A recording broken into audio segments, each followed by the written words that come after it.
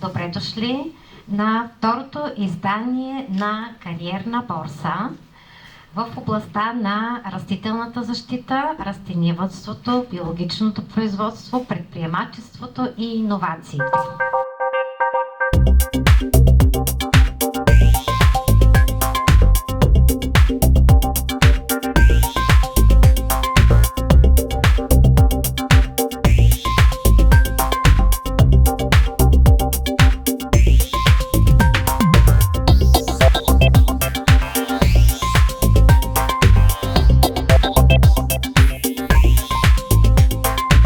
Успешно влагаме шафран в вторични продукти, успяваме да пласираме шафран.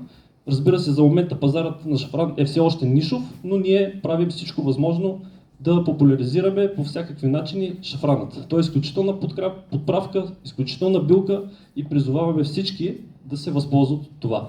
Главно нетворкинга се състои в това и основно всъщност да се запознаем и да съберем такава група от хора, които ще са ни полезни в професионален план. Образно казано, днес се запознаваме с даден работодател, както сме на такъв форум. Това не означава, че този работодател веднага ще ни хареса или че след седмица, месец ще започнем работа там. Когато завършите и си вземете дипломите и вече ги сложите в джоба и се почешете по главата и кажете а сега на къде? Някои от вас, които нямат семейен бизнес и нямат ясна представа, така или иначе започват да търсят посредством най-лесното в интернет някаква алтернатива, къде да започнат работа.